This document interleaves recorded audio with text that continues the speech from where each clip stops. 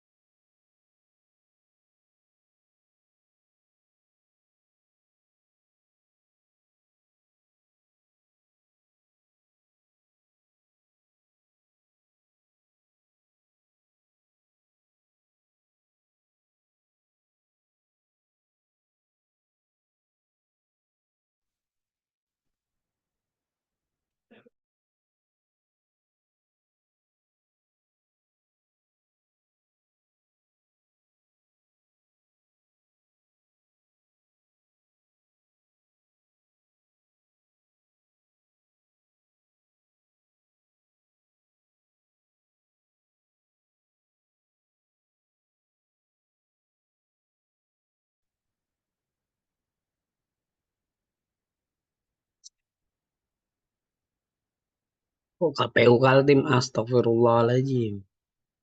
Hmm.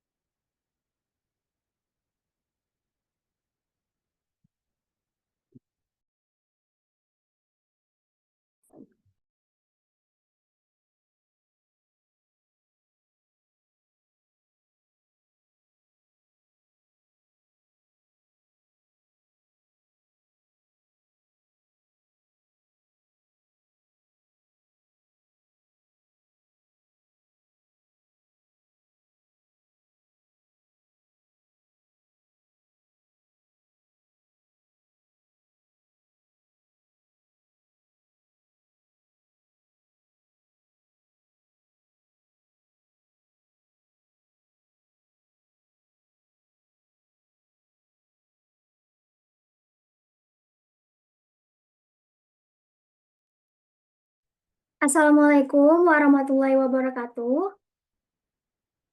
Salam, Om Swastiastu, Namo Buddhaya, dan salam kebajikan bagi kita semua. Saya ucapkan selamat datang dan terima kasih kepada para peserta yang dapat mengikuti acara sosialisasi online siang ini terkait mata kuliah peminatan yang dapat dipilih pada semester 3. Diharapkan teman-teman dapat menyimak dan memperhatikan sosialisasi ini dengan seksama agar mendapatkan manfaat dari sosialisasi pada siang hari ini. Sebelumnya, bagaimana kabarnya semuanya?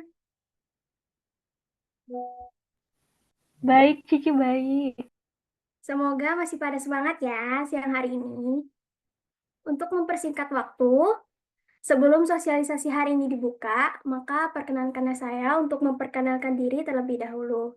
Nama saya Lia Rizky Ramadhani, selaku pemandu acara sekaligus moderator pada siang hari ini. Adapun rangkaian acara kita pada kali ini yaitu yang pertama, pembukaan, kedua ada pembahasan manajemen layanan teknologi informasi oleh Bang Bayu Purnama Aji, selanjutnya ada pembahasan basis data lanjut oleh Bang Dinuhoni Trahutomo, dan Mbak Intan Melani Sukma. Lalu keempat, ada pembahasan teknik peramalan atau forecasting oleh Mbak Sandrina Aulia dan Mbak Amalia Kartikasari. Yang kelima yaitu diskusi atau tanya jawab, dan yang terakhir yaitu penutup. Langsung saja kita mulai acaranya dengan mengucap basmalah. Bismillahirrahmanirrahim.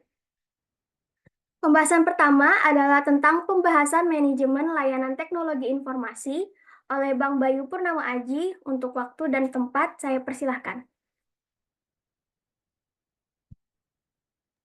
Oke ya, Assalamualaikum warahmatullahi wabarakatuh. Warahmatullahi wabarakatuh. Oke, mungkin teman-teman sudah uh, dengarkah suara saya atau kecil atau bagaimana? Oke, dengar ya. Dengar bang. Oke, jadi ntar saya buka dulu ya. Saya screen di sana ya. Saya share ya. Oke, teman-teman. Ya, Gak usah tegang, santai aja. Cuma jelaskan beberapa poin aja. Jadi teman-teman, saya akan menjelaskan tentang mata kuliah peminatan atau pilihan itu ya, manajemen layanan teknologi informasi. Oke, saya sedikit menjelaskan aja kenapa ada mata kuliah manajemen layanan teknologi informasi. Kita pahami dulu manajemen itu apa. Jadi manajemen itu, jadi mata kuliah ini juga belajar bagaimana sih kita manajemen suatu layanan. Jadi ini berkaitan dengan bisnis dan juga perusahaan atau organisasi itu bukan eh, berkaitan, karena ini adalah mata kuliah ini nih bagaimana sih kita belajar mengelola suatu perusahaan atau satu bisnis kita, tapi di sini kita berbasisnya tuh layanan kepada mungkin perusahaan yang berbidang jasa, usaha atau bidang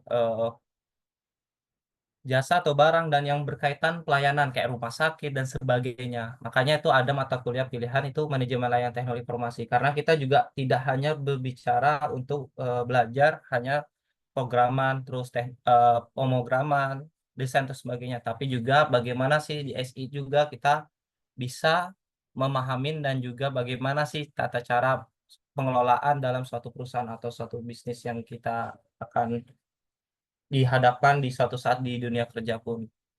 Oke, saya akan lanjut. Mungkin kalau misalnya teman-teman kecepatan atau kurang paham, mungkin bisa saja ditanyakan ya.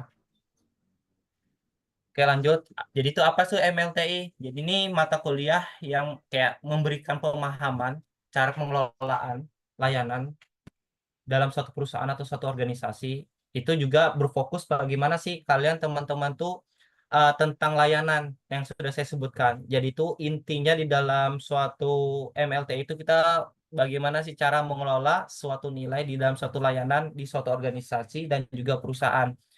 Jadi itu layanan ini nih berbicara, MLT ini juga bicara bagaimana sih inputnya, nanti outputnya bagaimana, dan di situ juga teman-teman sih belajar juga bagaimana sih proses bisnis yang ada di dalamnya.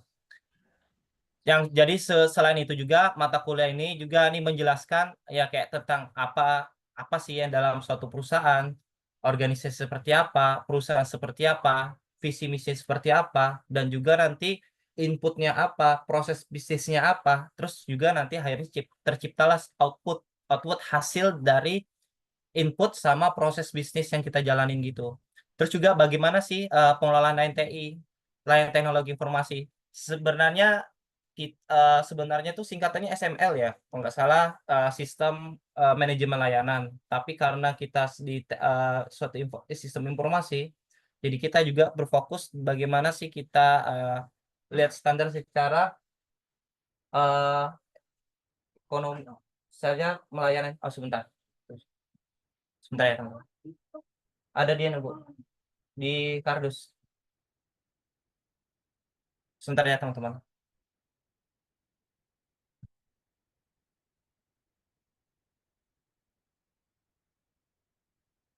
Oke, mohon maaf ya. Tapi ada orang tua saya. Jadi eh apa teman-teman yang saya sebutkan itu maksudnya kita belajar sistem manajemen layanan teknologi. Terus apa aja sih tujuan MLTI itu? Yang pertama kita juga harus memberikan pemahaman dasar ya kayak tentang bagaimana sih layanan teknologi informasi untuk dikelola mendukung keputusan bisnis dan operasional. Jadi ini berkaitan itu akan berpengaruh namanya suatu keputusan bisnis, tapi menggunakan standar standar manajemen layanan. Terus juga yang kedua memastikan bahwa layanan teknologi informasi yang diberikan memenuhi standar kualitas yang diharapkan oleh pengguna. Jadi itu sebenarnya dalam perusahaan atau dalam bisnis itu teman-teman itu tidak bisa kita tiba-tiba langsung buat dan sebagainya, tapi kita harus juga menentukan keputusan-keputusan apa, arah tujuan bisnis seperti apa atau arah perusahaan seperti apa, dan juga apa aja prosedural yang ada dan sebagainya. Nah, dari teman-teman yang aku highlight ya dikit ya, di Impulsa itu kan kalian juga ada mungkin sedikit mengenai namanya SOP kan, standar operasi prosedural kan. Nah, di MLT itu juga belajar namanya SOP. Jadi setiap perusahaan atau sebagainya itu dia ada standarnya, dan salah satu standar yang ada di MLTI itu perusahaan harus menerapkan namanya ada SOP. Itu tercantum di dalamnya. Terus juga yang ketiga, itu salah satu contoh ya. Yang ketiga, memperkenalkan berbagai kerangka kerja dan standar yang digunakan dalam manajemen layanan teknologi informasi. Jadi nanti itu di MLT itu teman-teman belajar mengenai membangun kerangka kerja dari tahap awal, prosesnya seperti apa, arah tujuan bidang bisnisnya atau perusahaannya seperti apa, terus juga keputusan-keputusan apa yang relevan, dan juga nanti outputnya seperti apa, itu juga output tujuan hasilnya itu seperti apa, nanti akan berpengaruh dengan proses bisnis dan inputnya seperti apa. Terus juga yang seperti berikutnya, di sini juga nanti teman-teman tuh bagaimana sih mempersiapkan mahasiswa menjadi profesional yang berkompeten di bidang manajemen TI sehingga mereka dapat berkontribusi secara signifikan dalam dunia kerja. Artinya di sini teman-teman, di sini nih teman-teman diajarkan tuh kayak menganalisa juga teman-teman, menganalisa dan juga mengidentifikasi resiko dalam suatu perusahaan atau bisnis. Itu teman-teman. Oh ya teman-teman mau nanya dulu, kecepatan kah? Kalau kecepatan mungkin bisa ditegur aja atau bagaimana? Cukup kah? Cukup, Bang. Cukup bang, aman. Kurang jelas atau gimana? Ini saya tanya dulu nanti takutnya saya jelaskan agak kurang paham gitu teman-teman. Jelas aja ya teman-teman? Jelas, Bang. Oke. Di sini yang terakhir saya sebutkan, jadi teman-teman sebagai mahasiswa kalian juga dibelajarkan di MLTI ini nih bagaimana sih mengidentifikasi suatu resiko, baik itu perusahaan atau juga bisnis. Jadi teman-teman itu MLTI itu tuh sangat berguna sih buat teman-teman untuk arah jenjang kalian tuh memang ke bisnis kayak gitu ya teman-teman, atau membangun suatu startup atau perusahaan. Terus juga manfaat MLTI. Pertama ya, kalian mendapatkan pemahaman yang lebih baik tentang bagaimana sih layanan teknologi disusun dan dikelola. Jadi ini berbicara tuh mengelola, dikelola, itu kalian berbicara di situ, di MLTI itu. Bagaimana sih kalian mengelola suatu permasalahan, suatu resiko, atau perusahaan, atau efisien, dan organisasi. Ini juga sangat berarti sih, teman-teman. Di organisasi itu juga sebenarnya di organisasi itu implementasinya sih teman-teman sudah ada prakteknya, tapi tidak semua, tapi sudah ada beberapa sih yang dari MLTI ini. Terus yang kedua, teman-teman tuh bisa mampu mengoperasikan teknologi informasi dengan efisien, yang bisa berarti penghematan biaya dan waktu serta peningkatan produktivitas. Jadi kita karena sistem informasi pasti arahnya tuh ke teknologi informasi.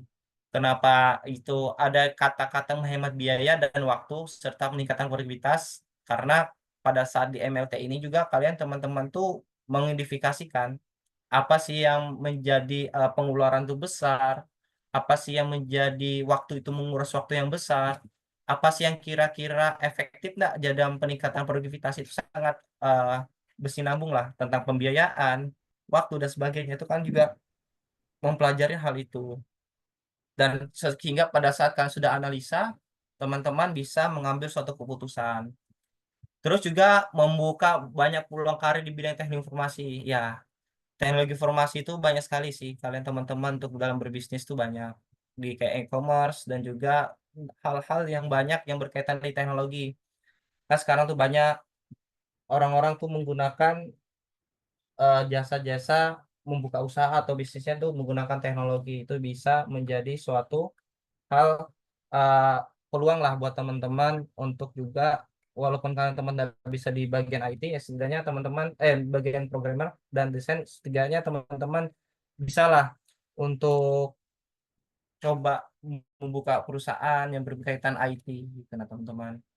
Terus juga pertama, mengajarkan keterampilan pemecahan masalah karena mahasiswa akan belajar bagaimana menangani berbagai tantangan dan masalah yang mungkin muncul di dalam manajemen teknik. Ya, itu teman-teman ah yang sudah saya sebutkan di awal kemarin, yang di awal tadi. Terus apa aja sih materi yang dipelajarin? Jadi yang materi pelajarannya ya secara umumnya, generalnya teman-teman, itu kalian belajar namanya sistem manajemen layanan atau SML. Intinya itu. SML itu bagi pemecahannya banyak. Ada. Nah, kalian teman-teman nanti ada berkaitan nama ISO. Jadi teman-teman dalam perusahaan dan juga suatu bisnis atau itu tuh sebenarnya ada namanya standar. ISO itu dari standar internasional, teman-teman. Ada standar Indonesia sendiri, ada standar ISO-nya. ISO itu internasional. Kalau standarnya Indonesia itu tuh dia berkaitan undang-undang. Saya lupa undang-undang keberapa gitu tentang dokumen.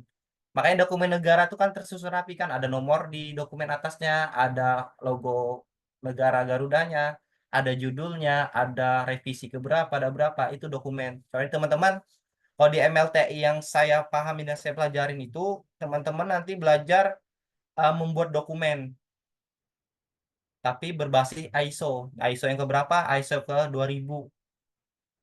ISO 20.000. Mohon maaf, ya 20.000. Itu nanti ada ISO-nya. Dan ISO itu masing-masing, ISO itu standar internasional. Nanti ada saya jelaskan itu. Nah, di sini intinya teman-teman MLTI itu tuh kalian pelajaran namanya SML, Sistem Manajemen Layanan, yang mengarah dan mengendalikan aktivitas manajemen layanan organisasi yang mencakup yaitu kebijakan, manajemen layanan. Manajemen ini kan tahu kan teman-teman kan kemarin semester 1 kan belajar kan manajemen organisasi dan sebagainya kan. Itu manajemen itu apa? Manajemen itu mengelola layanan. Layanan pasti paham aja kan teman-teman. Layanan seperti apa, tergantung konteks bidangnya. Terus juga sasarannya. Kira-kira sasaran target untuk layanan ini ke mana? Ke masyarakat umum kah? Ke usia yang 1 sampai 5 tahun kah, atau 8 sampai 10 tahun kah, atau orang dewasa kah, atau karyawan kah, itu ada sasaran-sasaran sendiri. Nah, setelah kita menentukan hal itu, barulah perencanaan planning, apa aja sih yang kira-kira untuk mencapai suatu itu. Terus prosesnya, apa sih proses-prosesnya untuk menuju hal itu. Terus juga ada informasi terdokumentasi. Jadi teman-teman, hal yang paling baik dalam organisasi atau bisnis perusahaan yang saya pahami dan saya pelajarin itu bukan hanya secara fisik kegiatannya, teman-teman. Tapi secara administrasi jelas, dokumentasi itu jelas, itu salah satu organisasi dan perusahaan tuh termasuk dikatakan kategori baik, bisa terbaik lah artinya. Karena kalau saya lihat paham itu ada perusahaan itu yang tidak memerhatikan administrasi. Akhirnya kayak data-data, terus data-data yang kita dapat itu kita tidak bisa analisa kayak tentang penjualan, pemasukan, pengeluaran. Akhirnya tidak bisa mengambil satu keputusan. Nah, di ISO ini kita belajar dokumentasi seperti itu. Agar itu nanti ada kebijakan yang kurang atau kebijakan yang tidak relevan, dan juga bisa menganalisa nih apa sih yang menjadi kekurangan suatu perusahaan atau organisasi tersebut. Lanjut terus tuh teman-teman. Terus juga sumber daya yang dibutuhkan perencanaan tuh. Perencanaan tuh apa aja, ada desain, transisi. Transisi itu ada perubahan dari A ke B. Tidak mungkin nanti A langsung jadi B. Tapi bagaimana perlahan dia transisi sedikit demi sedikit perubahan gitu nah. Tidak transisi seperti itu. Dia perubahan misalnya pemimpin si A si B ini contohnya. Jadi kalau mau estafet ke pemimpin itu ada namanya masa-masa transisi. Kenapa ada namanya transisi? Transisi itu biar ada keberkelanjutan. Biar tidak ada apa namanya blok lah antara si A dan si B. Jadi pelan-pelan ada perubahan transisi, eh, artinya adaptasi lah dari A ke si B. Itu namanya ada masa-masa di tengah-tengah ada transisi. Biasanya seperti itu. Terus juga ada penyediaan dan juga peningkatan layanan untuk memenuhi persyaratan yang telah ditentukan. Jadi teman-teman, setiap pelayanan, setiap manajemen atau setiap ada perusahaan itu ada standarnya dan itu ada diatur. Terus apa sih yang pertama ya, mempelajari standar manajemen layanan terkhusus untuk teknik informasi. Yang kedua tuh pemahaman sistem manajemen layanan durasi SNI atau ISO ya. SNI tahu kan Standar Nasional Indonesia. Biasanya seperti itu. Terus juga ISO. Nanti ISO dijelaskan. Terus juga tiga kayak bagaimana sih kita memahami dan mempelajari perencanaan suatu organisasi dan perusahaan dengan membuat planning, identifikasi risiko, prosedural, master list, dan pedoman dalam penyusunan SMLTI.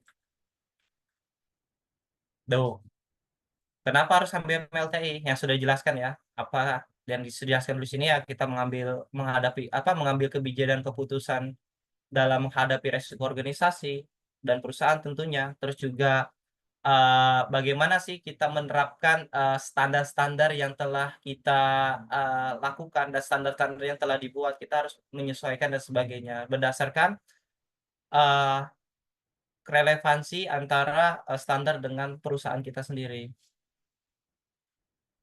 Kenapa ada standar? Biar tuh terarah gitu, nah, terdokumentasi dengan rapi, makanya gitu. Nah, di sini apa itu ISO? Jadi ISO itu tuh kemerdekaan dari International Organization for Standardization, itu ISO. Nah, ini nih adalah suatu badan non pemerintah yang terdiri dari lebih 160 negara. Nah, di sini badan ini ya bertanggung jawab untuk mengembangkan standar untuk berbagai industri yang berpromosikan kualitas, keamanan, dan keefisiensi. Nah, terus juga eh, meskipun ya biasanya nih, meskipun di sini tidak ada paksaan ya bagi perusahaan untuk mematuhi standar ISO, masih banyak sih perusahaan yang tidak memaksa standar ISO, tapi badan ini nih juga membantu suatu perusahaan untuk membuat standarisasi agar eh, perusahaan-perusahaan ini produktivitas dan efisiensi itu tuh lebih baik gitu. Nah, dan sini juga ada memilih pemasok yang terdaftar ISO dan memastikan bahwa pemasok ada mengelola bisnis mereka dengan standar yang konsisten, terus yang mendorong pemborosan dan biaya dan mendorong kualitas produk dan pengiriman. Jadi dengan adanya organisasi ini akan membuat ISO memberikan sertifikasi untuk kelas dunia dalam berbagai macam hal. Nih, juga pada umumnya ISO memiliki berbagai jenis standar yang dapat digunakan oleh perusahaan untuk melakukan persaingan global. Ada pun beberapa jenis ISO. Ini beberapa contoh aja ya. Standar internasional tuh ada ISO 9001, ada ISO 17025, ada ISO 28000, ada ISO 5001, ada ISO 14001, ada ISO sekian. Nah, jadi teman-teman, kenapa ada ISO pembagiannya ada banyak ISO-nya tuh? Ternyata berdasarkan saya baca-baca dan saya pahamin itu, ISO itu tuh penerapan nomor ISO tuh nih per bidangnya itu per bidang tuh berbeda-beda, teman-teman. Kalau untuk MLTI yang dipelajarin di semester 3 nanti, itu tuh pakai ISO 20.000. 2000 revisi pertama tahun 2018. Nanti akan dijelaskan. Kalau ini ISO itu macam-macam. Jadi ISO itu tergantung bidang dan kebijakannya. Bidang dan bidangnya gitu nah teman-teman. Perusahaan seperti apa, kayak ada khusus manufaktur, ada bidang jasa, ada bidang layanan, ada bidang ini dan sebagainya tuh beda-beda gitu. Nah, ini salah satu highlight ya. Kayak misalnya tadi tuh ISO 901 tuh memiliki banyak manfaat bagi industri manufaktur, di mana membantu perusahaan untuk menyelesaikan terkait biaya sembari menemukan cara untuk melampaui persyaratan yang ditentukan pelanggan. Itu ada ISO 7025 dapat digunakan oleh perusahaan yang memiliki persyaratan lembaga pengujian, misalnya laboratorium dengan sejenis standar. Itu misalnya ISO 28000 dapat digunakan bagi perusahaan yang membutuhkan penjelasan lebih lanjut tentang persyaratan sistem manajemen keamanan untuk rantai pasok atau manajemen keamanan terkait dengan aspek lain dari manajemen bisnis. Terus ada ISO 50001 penerapan persyaratan bagi organisasi atau perusahaan untuk mengembangkan, mengimplementasikan dan meningkatkan sistem manajemen energi. Ini bagian untuk khusus manajemen bagian energi.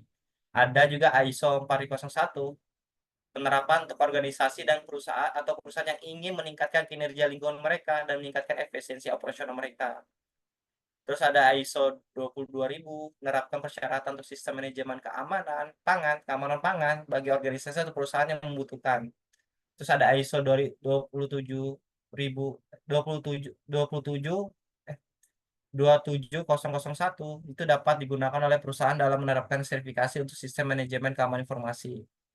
Itu ada keamanan informasi sendiri, ada ISO TS 69 dan sebagainya gitu teman-teman. Oke teman-teman, kalau menurut saya itu sih hal-hal yang memang poin-poin yang ini yang saya jelaskan. Sebelum itu ada mau tanyakan dulu kah? Sebelum saya lanjut.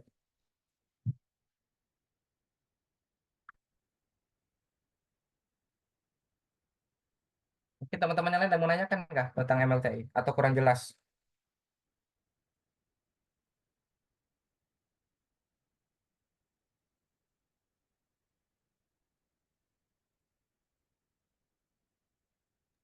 Dari saya cukup jelas, Bang. Jelas ya. Atau saya mau nanya nih, kalian mau lihat anu kah contoh tahun lalu atau materi-materi tahun lalu mau lihat kah atau bagaimana? Boleh bang. Boleh bang, boleh bang. Ya, bayar dulu. Mau Aduh. Bang. Oke, sebentar ya, saya dulu.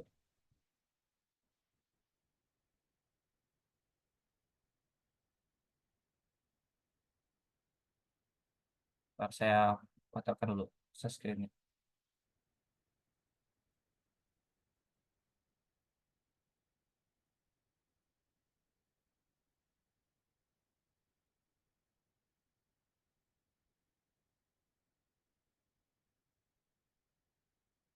Mungkin kelihatan teman-teman? Kelihatan. Ini salah satu contoh materi ya, kalau kalian mau lihat. Nanti mungkin saya bagi, nggak usah saya bagikan atau gimana ya, nanti lihat dulu ya. Nah, pertama itu tuh, kalian belajar di sini. Apa itu standar, standar, maksudnya bukan lihat itu. Nih syarat Undang-Undang SPK tahun 2014. Ini untuk SNI ya. Ini punya negara Indonesia, SNI. Makanya teman-teman kalau lihat produk beli apa dan sebagainya tuh kadang ada logo SNI. Ternyata memang SNI itu tuh punya standarnya sendiri dan itu milik Indonesia.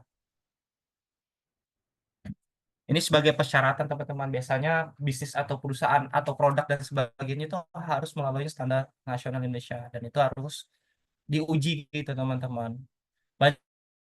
Banyak sertifikasi perusahaan atau sebagainya itu banyak ya teman-teman ya. Ada sertifikasi halal, ada sertifikasi di higienis dan sebagainya, sanitasi, ada juga namanya sertifikasi buat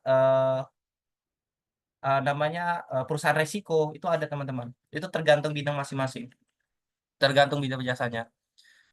Nih, salah satu contohnya itu adalah kayak tujuan standarisasi sesuai Undang Nomor 20 tahun 2014 nih. Itu tujuannya adalah tuh meningkatkan mutu dan juga kualitas suatu produk. Soalnya kita setiap jasa dan sebagainya itu harus diawasin teman-teman. Jadi nggak bisa suatu perusahaan dan sebagainya itu nggak diawasin oleh negara. Ini salah satu contoh. Kenapa tuh ada standar, suatu itu tuh aman, dan juga untuk manusia dan alam sesuai dengan teratur rapi dan indah, sesuai yang pasti. Ini materi-materi seperti ini teman-teman.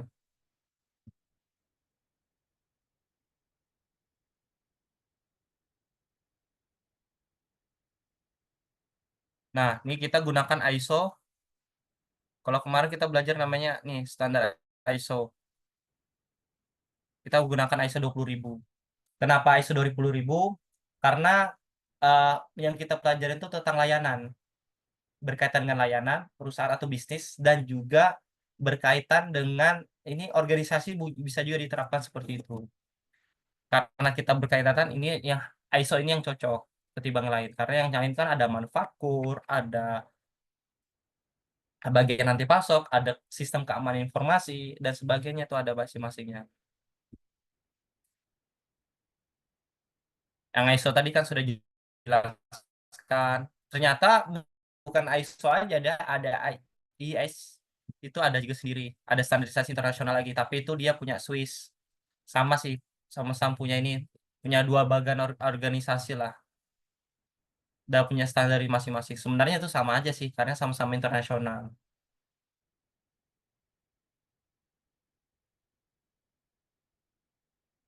Terus ini ada struktur SBE, ada referensi penerapan manajemen lain SBE. Di sini teman-teman belajar nih, ada 8 aspek SBE. Apa aja sih SBE itu? Ada layanan publik, tata kelola, terus penyelenggaraan, perencanaan dan strategi, ada infrastruktur, layanan administrasi, pemerintah, dan audit. Ada audit. Jadi teman-teman, setiap perusahaan atau bisnis itu nanti kalian akan terbangunlah wawasannya karena perusahaan itu nggak mungkin nggak ada audit, pasti ada audit. Audit itu pemeriksaan baik dari keuangan, keuangannya, pemeriksaan fasilitas dan sebagainya, kebutuhan anggaran dan sebagainya itu pasti ada auditor namanya. Itu sering terjadi. Makanya ada aspek-aspek ini. Kenapa ada audit? Itu menganalisa apakah ada penyelewengan atau penyalahgunaan. Itu sering terjadi. Itu akan berkaitan pelayanan dan sering terjadi itu di pemerintahan. Pasti ada namanya auditor. Di sini teman-teman juga belajar kayak anu ya, banyak sih di sini standar-standarnya ya. Saya sedikit-sedikit aja ya. Nah, teman-teman, kenapa mungkin teman-teman merasa asing namanya ISO 20.000 ya. kenapa ISO ada standar itu agak asing teman-teman? Memang di kehidupan pada faktanya teman-teman, ISO atau SNI dan sebagainya itu sulit diterapkan di masyarakat. Tes tes. Halo halo.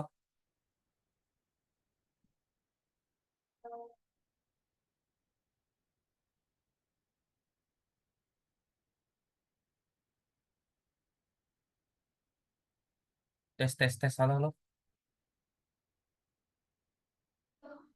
Terdengar, Masuk, terdengar. masuk Bang. Oh, masuk ya. Soalnya patah-patah gambarnya takutnya enggak. Ini ada manajerial, sumber daya manusia, budaya organisasi, dan teknologi. Terus juga di sini kelihatan teman-teman ya. Saya agak cepat sedikit nih. Ini kalian juga nanti akan belajar namanya memahami organisasi dan konteksnya. Mahamin organisasi konteks ini maksudnya nih teman-teman nanti belajar kayak visi misi, arah sasaran tujuan dan sebagainya itu akan belajar teman-teman. Terus juga penyusunan proses bisnis organisasinya, identifikasi isu dan internal eksternalnya. Nanti ya teman-teman nanti akan belajar ini. Terus juga pemetaan layanan yang diberikan, terus pemetaan perubahan layanan menjadi basis elektronik. Ini nanti teman-teman juga buat ya flow proses bisnis, diagram alir, dan sebagainya. Teman-teman nanti harus belajar seperti itu. Nanti nih kayak inputnya apa, ada supplier, ada output. Output bisa itu lebih ke customer atau hasil barang dan sebagainya sih teman-teman. Jadi antara input dan output ini nanti ada namanya proses bisnis. Nah, proses bisnisnya apa? Ini seperti sini. Ada kebijakan strategi IT-nya gimana dan sebagainya. Terus juga nih ada diagram-diagram nih contoh-contoh ya yang kalian teman-teman buat. Terus ada peta proses bisnis. Nih proses bisnis keluarga, kelurahan contohnya. Terus ada identifikasi isu internal eksternal. Jadi itu teman-teman suatu organisasi dan perusahaan itu teman-teman yang perlu kalian tahu sebenarnya faktor permasalahan majunya organisasi itu ada dua terdiri ada dua yaitu internal dan eksternal. Itu sangat berpengaruh teman-teman. Kalau di internal misalnya kondisinya kurang baik dan sebagainya itu juga akan mempengaruhi organisasi dan juga eksternal juga akan berpengaruh apapun itu tentang pandangan-pandangan tentang organisasi tersebut. Ini ada pemetaan layanan. Di sini ada teman-teman ini pemetaan layanan yang diberikan ke siapa ya layanan yang diberikan tuh ke siapa, sasaran targetnya siapa. Terus organisasi harus menentukan apa dan sebagainya ada nih teman-teman. Terus teman-teman juga nih belajar namanya kepemimpinan. Di sini juga belajar teman-teman. Nah, teman-teman, manajemen itu tuh masih ada terbagi. Sebenarnya manajemen itu kalian tuh di organisasi itu atau perusahaan itu tuh ada pembagiannya teman-teman. Ada 3 tahap. Yang pertama, bukan 3 tahap sih, ada 3 ya. Manajemen tuh ada manajemen top atau manajemen puncak. Biasa itu dipimpin oleh CEO, presiden direktur atau direktur dan sebagainya. Ada manajemen namanya middle, manajemen menengah. Itu biasanya kepala departemen, kepala divisi, dan sebagainya. Dan juga ada namanya manajemen lini pertama. Manajemen lini pertama itu biasanya pertama itu tuh ya bagian orang yang itu yang mengawasin dalam perusahaan tersebut sih teman-teman. Kayak motivasi dan sebagainya. Kok kamu ngubungin juga buat cari sponsor dari via WA, via email, kayak gitu-gitu juga. Tugas humas Ya, ada bisa di jadi humas. arsitektur bisnis itu juga ada berkaitannya teman-teman. Betul sekali. Pertanyaan siapa tadi itu? Ya, ideal. Secara tidak langsung, nggak langsung lanjutkan metodologi bisnis yang atau mungkin berbeda. Iya, ada beberapa hal yang kalian pelajari arsitektur bisnis itu juga ada berkaitan dengan manajemen dan teknologi informasi. Kalian kan ada buat ini kan diagram-diagram di situ. Terus ini ada kebijakan ya teman-teman dan sebagainya. Ini ada perencanaan. Nih ada perencanaan apa-apa aja ini. Tindakan dengan resiko peluang, terus resikonya apa, efek dari tiba sasaran dan sebagainya. Nih ada namanya prosedur kerja. Ini belajar nanti ini. Atau ntar saya bukakan file laporan UAS saya ya, biar itu soalnya lengkap sih. Ntar ya, saya matikan dulu ya.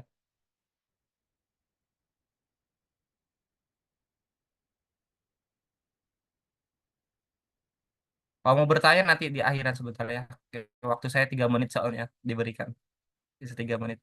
Saya, ntar ya, saya bukakan dulu.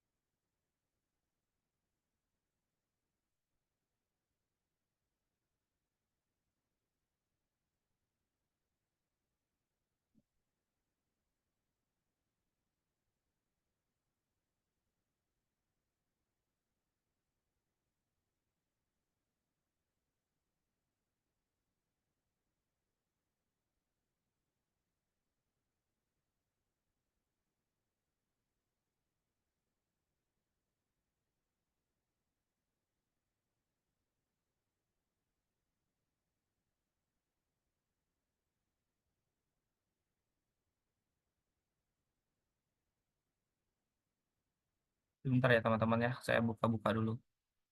Kelihatan nggak teman-teman? Kelihatan, Bang. Tenang.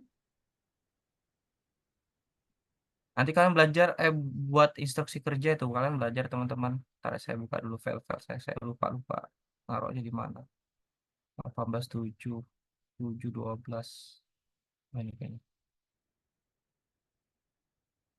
Ini nanti teman-teman buat kayak gini teman-teman nanti di UASnya nanti. Dan teman-teman tugasnya tuh nyicil teman-teman. Misalnya nih teman-teman, ini ada riwayat dokumen, prosedur dokumen. Nih, nanti teman-teman ada tuh. Nih, ini proses bisnis teman-teman.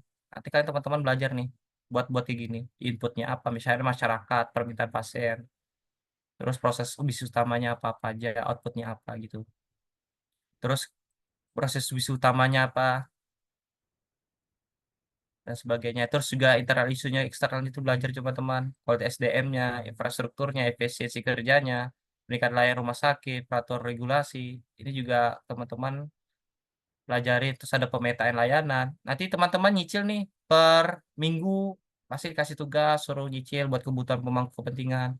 Jadi teman-teman, ruang lingkup penerapan SMLTI, kebijakan manajemen, itu ini berkaitan kebijakan manajemen layanan itu masih berkaitan namanya hukum, kebijakan, teman-teman. Terus ada identifikasi resiko, terus juga ada analisis resiko. Jadi teman-teman sini juga harus analisis resiko. Ini kayak misalnya ID-nya ini peluangnya apa, sedang kah, tinggi kah? Peluang maksudnya peluang menjadi resiko ya, bukan peluang-peluang yang positif, tergantung ya. Peluang itu tuh bisa dikatakan positif negatif, tergantung dari konteksnya ya. Terus cari dampaknya apa? Signifikan tinggi kah, sedang kan enggak? Gitu ya teman-teman. RA ini tuh kode ya teman-teman. Jadi kan teman-teman tuh dibuat kode. Ini seolah-olah teman-teman tuh membuat perusahaan gitu teman-teman. Nah, kalau teman-teman tuh buat dulu standarnya. Saya ini contohnya buat perusahaan rumah sakit. Ini ada komunikasinya, ini perencanaan operasional manajemen layanan dan sebagainya sih teman-teman. Terus di sini ada berkaitan hubungan perjanjian layanan. Nah, teman-teman di perusahaan itu masih akan berkaitan namanya pihak ketiga. Kayak contoh ini kan pelayan rujukan. Nggak mungkin ya rumah sakit itu tuh ada rumah sakit nggak bisa fasilitas nggak lengkap akhirnya dirujuk ke pihak lain. Terus juga teman-teman layan ketiga kayak farmasi dan sebagainya gitu teman-teman. Ini tentang prosedur instruksi kerja dan formulir nih teman-teman. Ini SOP.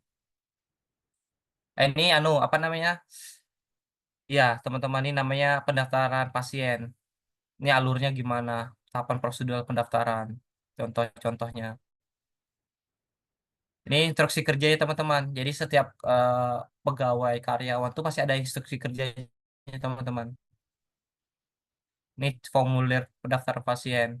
Dan sampai situ aja sih teman-teman tugasnya. Sampai proseduran instruksi kerja sih. Oh, mungkin itu aja sih teman-teman yang saya jelaskan. Ada yang mau ditanyakan? Untuk teman-teman, untuk sesi tanya jawabnya bisa di akhir setelah semua penyampaian dari mata kuliah peminatannya ya. Jadi untuk pertanyaannya bisa disimpan dulu sambil dicatat, nanti kita kumpulkan semuanya di sesi Mm-mm. tanya jawab. Oke. Aja sih kalau dari saya cukup ya. Pas ya lewat 2 menit lah ya. Saya minta maaf juga. biar kalian paham aja sih penjelasan saya, makanya agak dalam-dalam sedikit.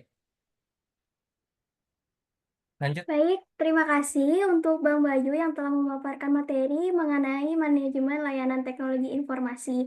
Nah, pasti dari teman-teman ini sudah ada beberapa orang yang tertarik mengenai mata kuliah peminatan kita, yaitu manajemen layanan teknologi informasi. Namun, kita masih punya dua lagi mata kuliah peminatan, yaitu ada basis data lanjut dan juga ada teknik pelamalan. Jadi sambil ditunggu ya, teman-teman. Nah, acara selanjutnya adalah pembahasan tentang basis data lanjut yang akan disampaikan oleh Bang Dinuhoni Hutomo dan Mbak Intan Melani Sukma. Untuk waktu dan tempat, saya persilahkan.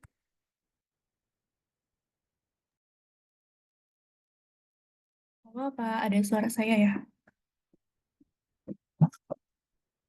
Halo? Dengar, Mbak. Ada nggak? Siaran. Oke, selanjutnya kita bakal bahas mata kuliah peminatan selanjutnya yaitu basis data lanjut. Nah, di sini untuk mata kuliah ini akan disampaikan oleh saya, Ita Melani Sukma dan juga Bang Dino. Oke, Bang Dino bisa langsung lanjut aja.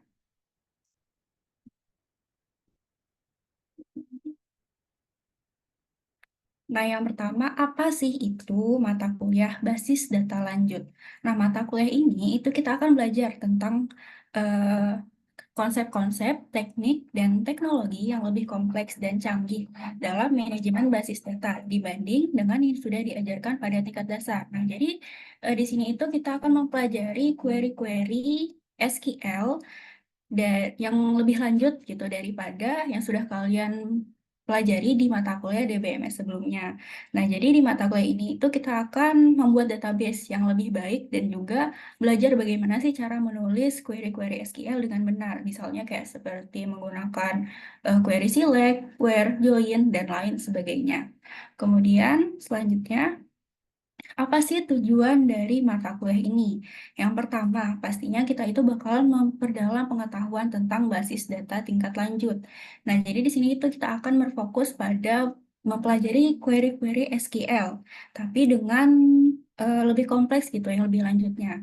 Kemudian yang kedua, kita itu diharapkan untuk bisa mampu merancang sistem yang efisien sesuai dengan kebutuhan bisnis. Nah, pasti itu kan setiap bisnis mempunyai kebutuhan dan juga karakteristiknya masing-masing yang berbeda-beda gitu kan. Nah, karena itu kita itu diharapkan dengan adanya mata kuliah ini kita itu bisa membuat sistem basis data yang baik dan dapat sesuai dan disesuaikan untuk mendukung berbagai proses bisnis dan tujuan yang strategis. Dan yang ketiga, kita itu mengembangkan kemampuan analisis yang berguna untuk pengambilan keputusan berbasis data di sini. Jadi tuh di sini kita juga akan belajar tentang menganalisis. Nah, jadi dari analisis ini diharapkan kita itu dapat memungkinkan mengidentifikasi sesuatu, misalnya kayak mengidentifikasi tren gitu. Dan juga kita itu bisa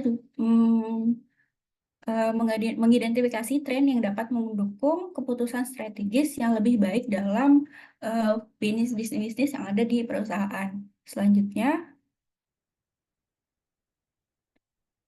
ada beberapa alasan kenapa sih kita harus mengambil mata kuliah basis data lanjut ini di semester 3.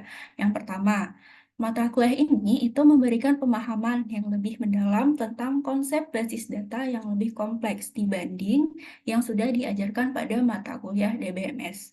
Yang kedua, mata kuliah ini itu mengembangkan keterampilan praktis dalam penggunaan SQL untuk query yang lebih kompleks serta optimasi dan pemeliharaan basis data.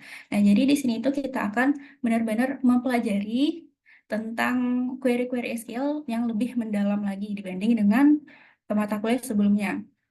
Selanjutnya, setelah kita mempelajari keseluruhan materi dari pembelajaran di BDL ini, basis data lanjut ini, kita itu bisa mendapatkan sertifikat dari Oracle yang pastinya amat sangat berguna ke depannya. Misalnya untuk menulis di CV, tambah-tambah di CV, atau juga bisa kita masuk ke dalam LinkedIn. Dan yang terakhir, yang keempat, mata kuliah ini itu juga dapat meningkatkan peluang karir yang saat ini sangat dicari. Salah satunya seperti database administrator, data analis, dan juga data science gitu. Untuk selanjutnya akan saya serahkan pada Bang Dino. Oke, baik. Terima kasih, Intan. Oke, terus untuk website yang kita gunakan nanti itu ada Oracle Academy sama Oracle Apex.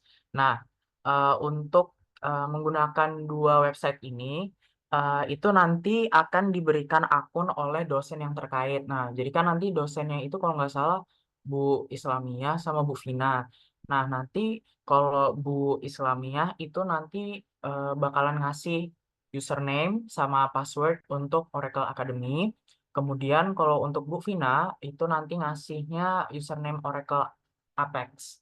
Nah, jadi Oracle Academy ini sesuai namanya tuh dia tempat kita belajar teori dan apa namanya menyelesaikan kuis dan juga final final dan juga midtermnya. Jadi eh, ibaratnya tuh kayak yang kita pelajari dulu sebelum kita eksekusi dalam penerapan atau praktiknya itu kita pelajarinya di Oracle Academy. Nah, kemudian kalau di Oracle Apex itu jatuhnya kayak tempat kita utak-atik. Nah, jadi dia kayak di apa namanya exam PP-nya gitu loh. Nah, tapi lebih efisien. Tapi tetap harus menggunakan laptop untuk apa namanya menggunakannya secara lancar. Kemudian materi yang nanti dipelajari ini sesuai RPS dari basis data lanjut ya. Yang pertama kita ada implementasi SQL lanjutan dengan DML, pasti kalian semua sudah nggak asing kan. Terus yang kedua ada transformasi model konseptual ke relasional, kemudian ada keterbatasan entitas dan referensial, lalu ada operasi aljabar kayak himpunan dan relasional, kemudian ada pengantar dan penggunaan SQL DDL, DML, sama Data Control Language yang baru. Nah, terus ini ada sedikit apa namanya bocoran. Ini bagian materi ya untuk Oracle Academy-nya. Jadi ada apa namanya dalam bahasa Inggris untuk teman-teman yang misalnya agak sulit mengerti dalam bahasa Inggris kayak yang di apa kayak defaultnya dari Oracle Academy, kalian mungkin bisa utak-atik ya ke bagian settingsnya gitu. Jadi misalnya kalau kalian agak susah untuk pahaminnya, mungkin bisa diubah ke bahasa Indonesia dulu. Terus ini ada kayak kalau nggak salah ini final testnya deh. Jadi kalau kuis itu nanti didapatkan setelah kita membaca satu materi, misalnya kayak materi tentang DDL atau DML. Kalau nggak salah itu maksimal kuisnya itu satu materi sekitar dua ya. Itu jawabannya itu cuman mungkin true false atau enggak Pilgan gitu atau yang pilihan multiple, tapi ya maksimal cuma dua. Terus nanti untuk midtermnya itu kayaknya kalau nggak salah soalnya sekitar 50-an. Jadi itu midtermnya itu rekapitulasi dari semua kuis yang kita udah nyelesain. Kayak misalnya kuis dari materi 1 sampai 10 berarti kemungkinan besar nanti ada 20 soal kuis yang sebelumnya mungkin sedikit mirip-mirip nanti ditampilkan di midterm. Nah, kalau misalnya untuk final test atau final exam itu kalau nggak salah sekitar 100, tapi nggak ada waktunya gitu. Jadi kayak misalnya kalian mau sambil makan, mau istirahat segala macam bisa kayak gitu kok. Maksudnya nggak apa ya kita nggak terlalu tergesa-gesa gitu loh sama waktu. Terus kalau ini Oracle Apex, sorry ya kalau gambarnya agak kurang jelas, soalnya ini SS nih, terus saya hilang SS-nya, jadi saya SS dari tugas sebelumnya. Jadi ini apa namanya UTS kalau nggak salah dari basis data lanjut. Jadi ibunya itu bakalan ngasih satu SQL, file SQL, itu sudah lengkap segala macam. Nanti ada kita dikasih soal dari Apex-nya sendiri. Jadi kita sesuaikan hasilnya itu dengan yang diminta gitu. Kayak apa namanya? Kayak pada saat kalian kemarin itu pengujian DBMS, nah kayak gitu. Tapi mungkin di sini agak agak belibet sedikit ya. Tapi kalau misalnya kalian lumayan paham, dia kayak kelihatan gitu loh polanya tuh yang diminta apa apa dulu. Nah, jadi ini kayak contoh soalnya dari tabel pekerja dan kerjaan ini nampilkan bla bla bla bla segala macam kayak gitu. Lanjut, terus rewardnya itu kita dapat sertifikat seperti yang Mbak Intan katakan sebelumnya. Nah, untuk eh, apa namanya sertifikatnya ini kalian bakalan dapat satu dari masing-masing mata kuliah. Tapi karena DBD ini pasti kalian juga ngambil kan, karena mata kuliah wajib juga, dan DBD itu juga menggunakan Oracle Academy, jadi otomatis kalian dapat dua. Nah, ini bisa kalian letakkan di CV kalian untuk menambah apa namanya kesan bahwa kalian memang paham terhadap database dan segala macam seperti itu. Dan juga apa namanya untuk kayak misalnya praktikum segala macam biasanya kalian lebih paham gitu loh, jadi kayak oh ya maksudnya cepet-cepet aja gitu, maksudnya nggak bertele-tele, kalian udah paham seperti itu. Nah, mungkin itu saja dari sosialisasi basis data lanjut. Mungkin saya akan persilakan ke Cici lagi. Terima kasih.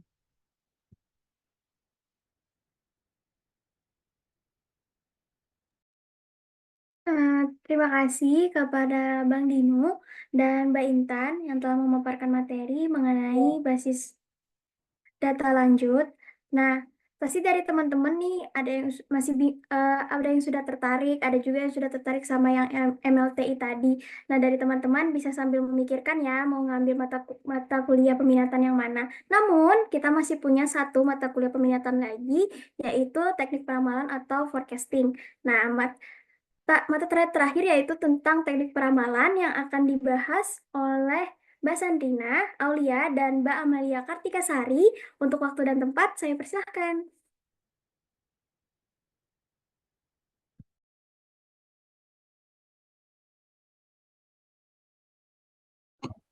Ya, kelihatan kah?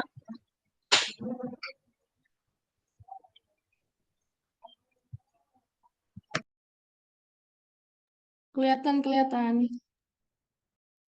Mbak.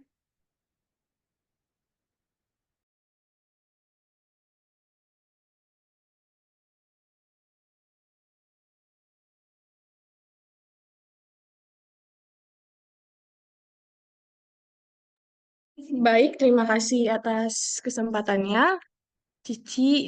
Jadi izinkan saya untuk memulai penjelasan mengenai teknik peramalan sendiri. Nah, jadi untuk pengertiannya teknik peramalan sendiri itu mungkin bisa next. Nah, kalau dalam bahasa dan contoh yang sederhana itu, kalau peramalan itu mempelajari sesuatu yang bisa diperkirakan di masa depan. Sebagai contohnya itu misal nih, di Samarinda ini beberapa hari ini cerah. Kita bisa memprediksi besok kira-kira hujan atau kira-kira cerah seperti itu. Nah, kalau forecasting yang ada di mata kuliah ini kita mempelajari bagaimana kita memprediksi penjualan dan penggunaan produk di masa depan yang sekiranya di masa yang akan datang kita akan menemukan stok yang sesuai dengan prediksi kita seperti itu. Jadi tidak ada yang namanya kayak overproduksi gitu. Jadi gunanya ramalan sendiri untuk bisnis itu bisa memprediksi pendapatan, memprediksi stok juga bisa, dan memprediksi jumlah karyawan juga bisa untuk ke depannya. Nah, peramalan ini masih dugaan terhadap permintaan yang akan datang berdasarkan beberapa variabel yang nanti akan menjadi pertimbangan. Mungkin bisa next. Nah,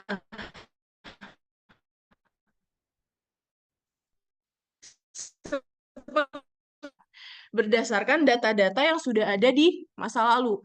Tujuannya sendiri itu untuk mengasah keterampilan kita dalam mengolah data. Nah, dalam peramalan sendiri, di dalam mata kuliah ini kita menggunakan tools itu namanya POMQM, SPSS, terus kita juga pakai Excel, terus ada juga Google Collaboratory.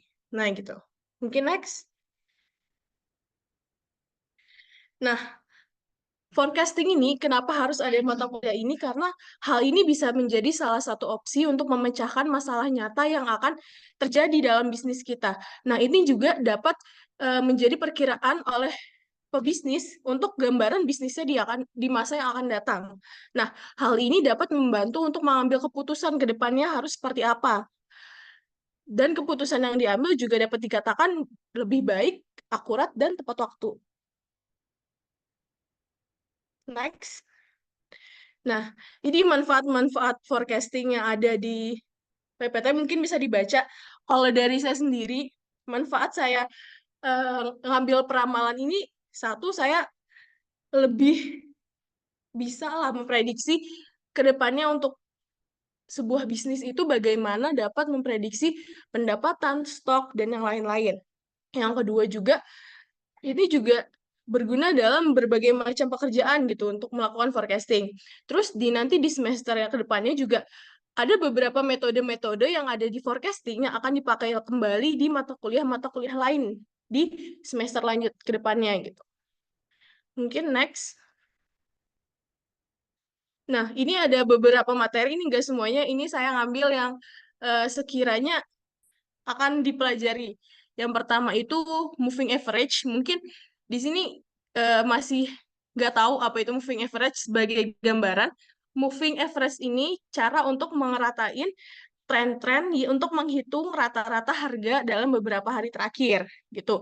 Kalau exponential smoothing itu kayak kita memprediksi masa depan berdasarkan beberapa data sebelumnya. Contohnya misalnya kita ke pantai nih. Kita kan kalau jalan di atas pasir itu pasti langkah kita kan masih ada jejaknya.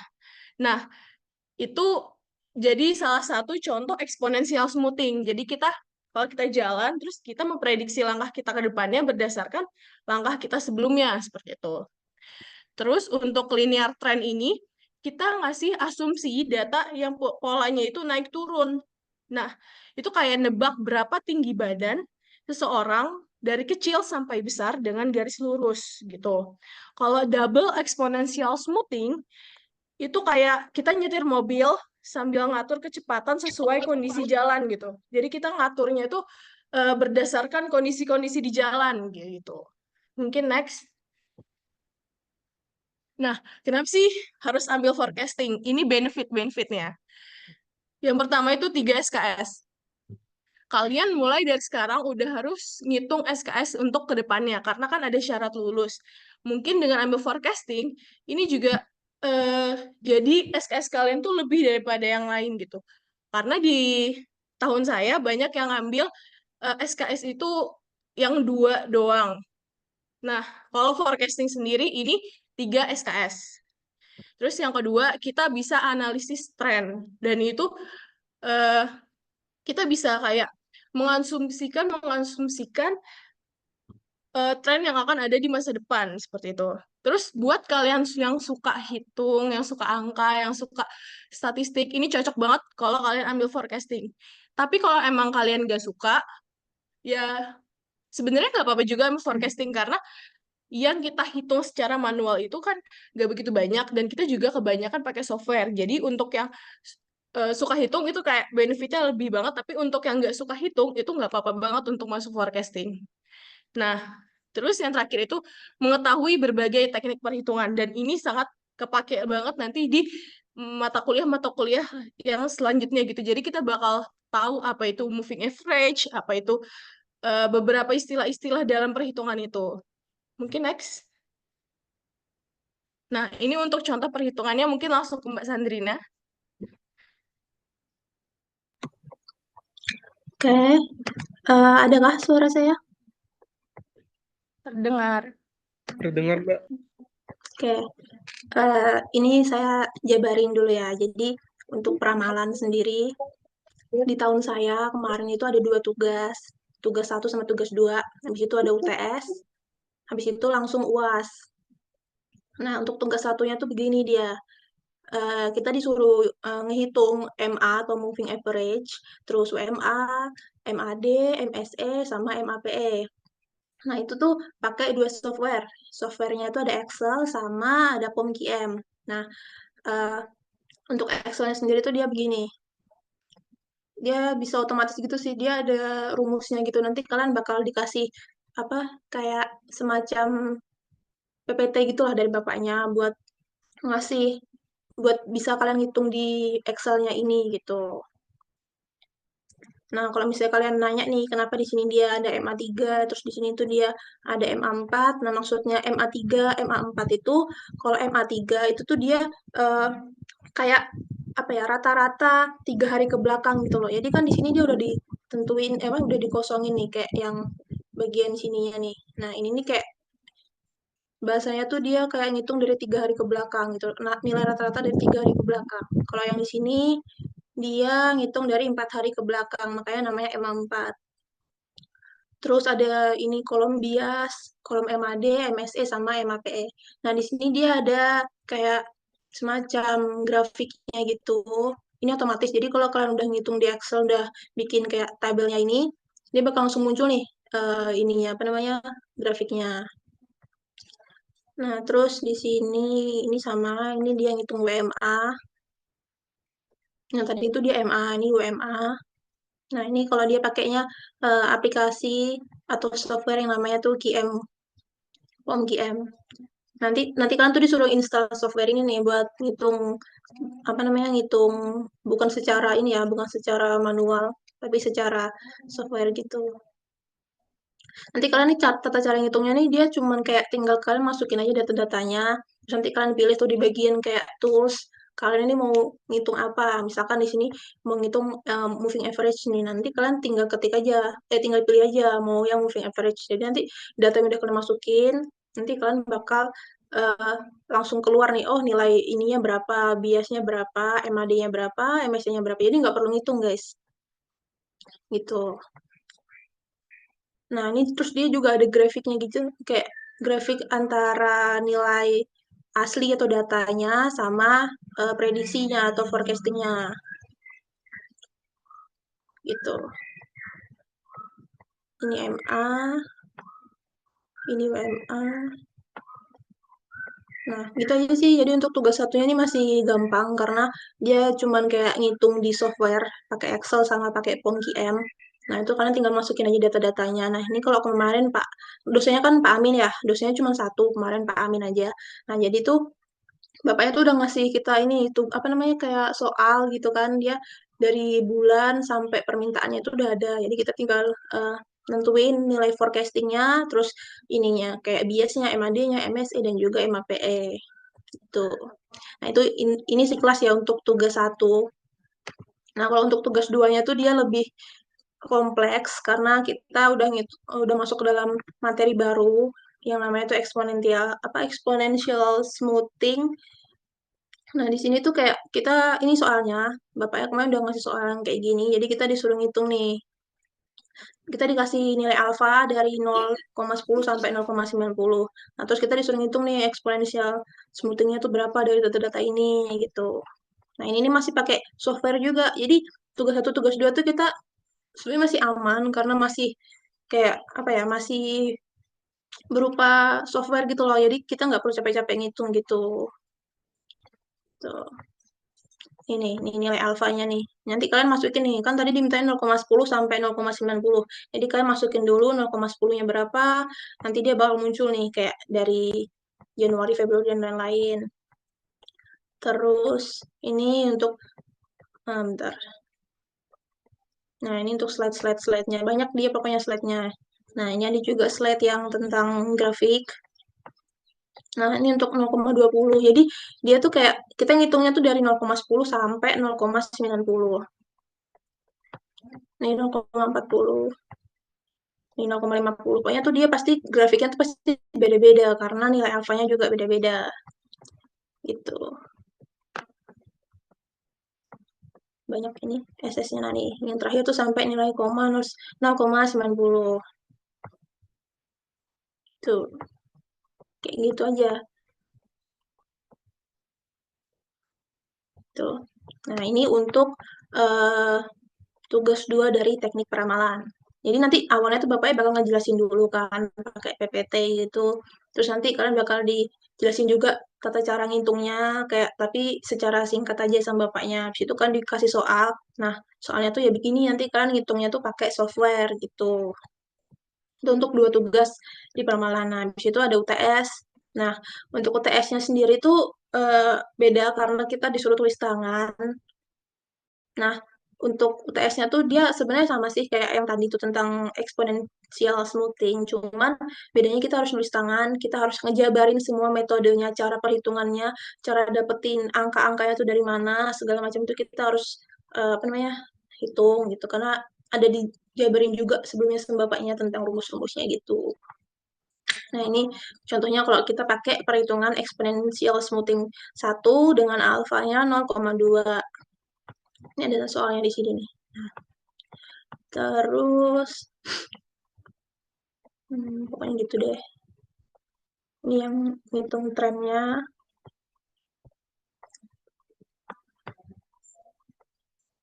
Nah, ini untuk 0,2 aja ya guys ya. Sampai sini dia sampai grafik.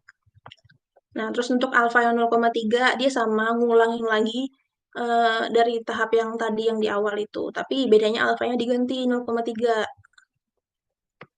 Nah, pokoknya kita ngitung-ngitung. Setelah itu nanti di akhir kita bandingkan.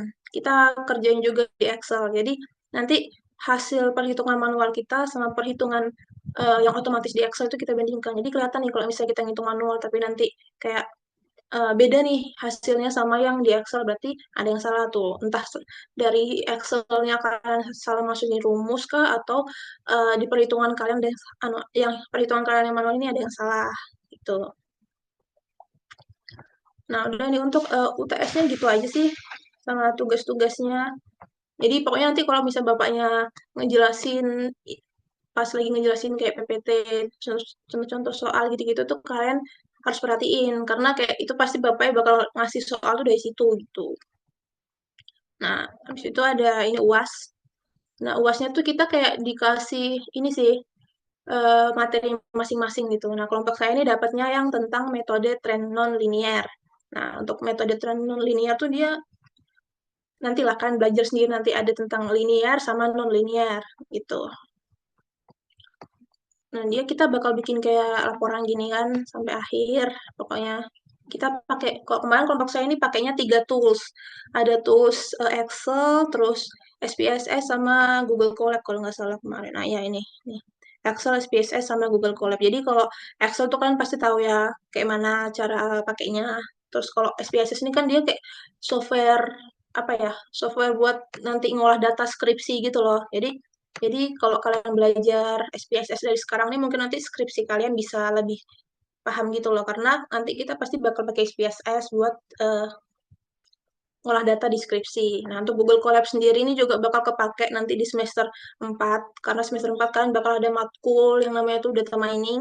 Data mining sendiri itu nanti untuk softwarenya tuh atau toolsnya itu kita pakainya tuh Google Colab yang pasti. Tuh. Jadi untuk UASnya ini dia tuh kayak apa ya? Kayak ngerangkum gitu loh dari tugas TP1, TP2 sampai ke UTS-nya juga. Jadi kita ngebahas tentang MA, WMA dan lain-lain, eksponensial juga gitu-gitulah. Tapi dibikin lebih kompleks. Nah, disatukan baru dibikin laporan. Nah, selain laporan ini ada juga dia kayak ini sih. Apa ya? Bentar.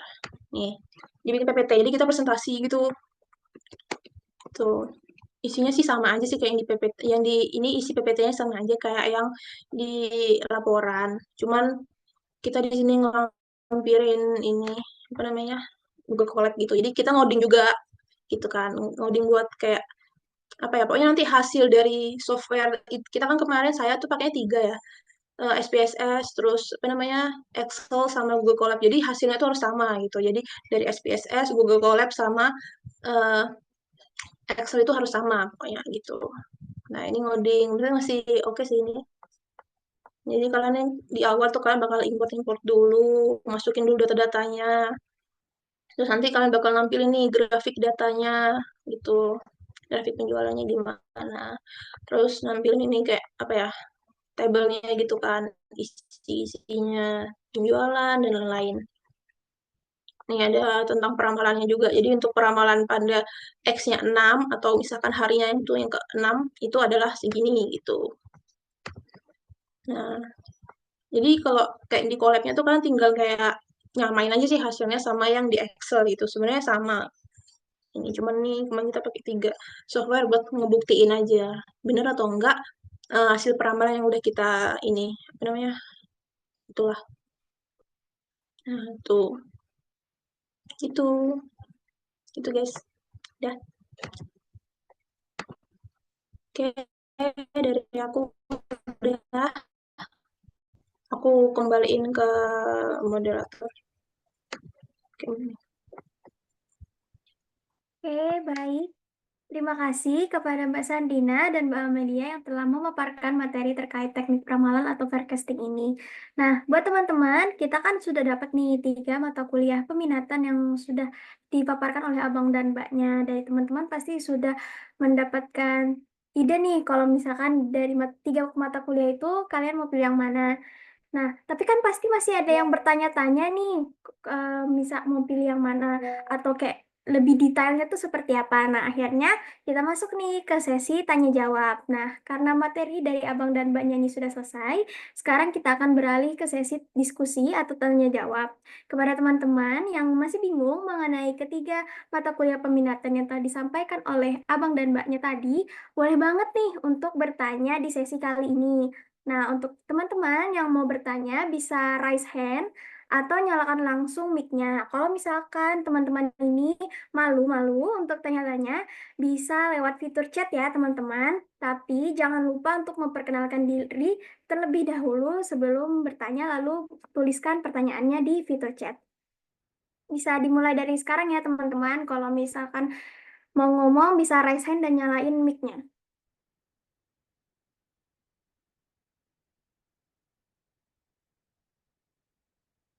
Ayo yang mau nanya. Halo, tes, tes, tes. Ada suaranya Kak masuk. Ada Fadil. Oke, izin memperkenalkan diri ya. Saya Fadil Ahmad Khairan dengan NIM 2300 71 dah.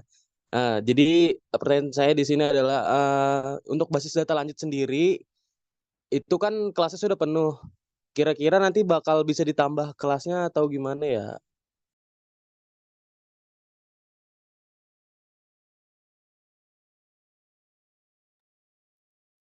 Sudah penuh kan? Dari Untuk basis data lanjut sendiri kelas itu sudah penuh sih Bang. Cuman saya penasaran kemungkinan kan kalau yang dari saya dengar tahun lalu sendiri itu sudah apa ya kan satu angkatan tuh katanya jadi ditambah lah jadi kelasnya. Kalau misalnya tahun ini gimana apakah ditambah juga bisa ditambah juga atau gimana gitu Bang?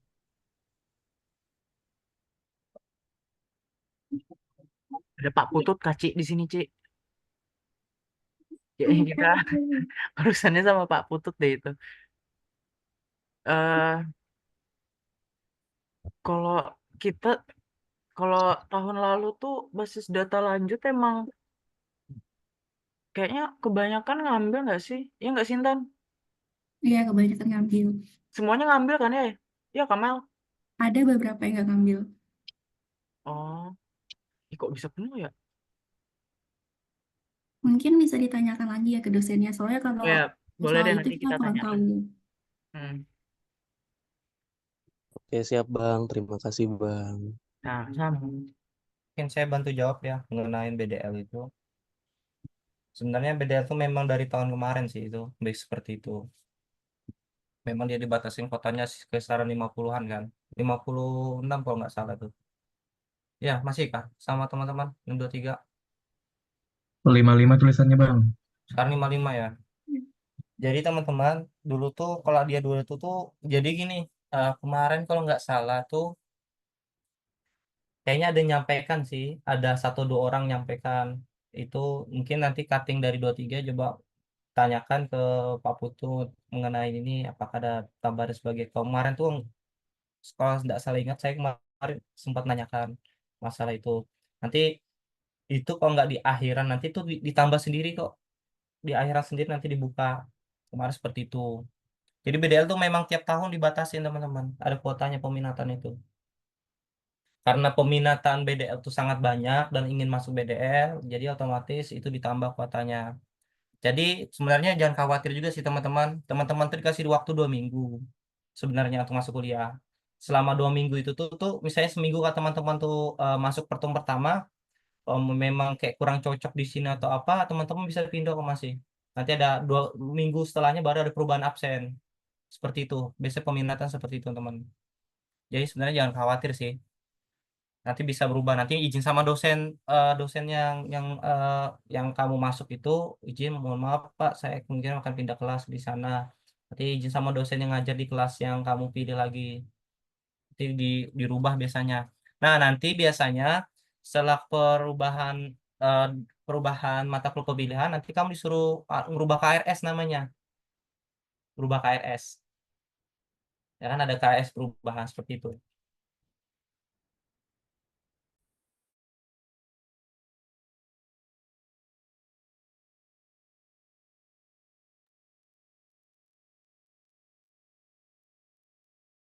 Baik, terima kasih untuk pertanyaannya dari Fadil dan terima kasih juga buat Bang Dinu, Mbak Intan, sama Bang Bayu yang sudah menjawab pertanyaannya. Nah, untuk teman-teman yang lain nih, apakah ada yang ingin bertanya untuk pertanyaan yang lain atau dari mata kuliah peminatan yang lain, kalian masih bingung-bingung, bisa tanya sekarang ya. Ya, boleh Hairul. Izin masuk, perkenalkan nama saya Muhammad Garbadilan, NIM akhiran 25. Eh, untuk Abang Mbak, saya mau nanya, ini saya kan masukin di KRS itu ini ya, pemrograman framework web. Kira-kira itu saya bisa masuk ke Abang, meskipun saya masih semester 3 gitu. Terima kasih kepada Hairul. Nah, untuk Abang dan Mbak, ini pertanyaannya mau ditampung dulu atau langsung dijawab aja?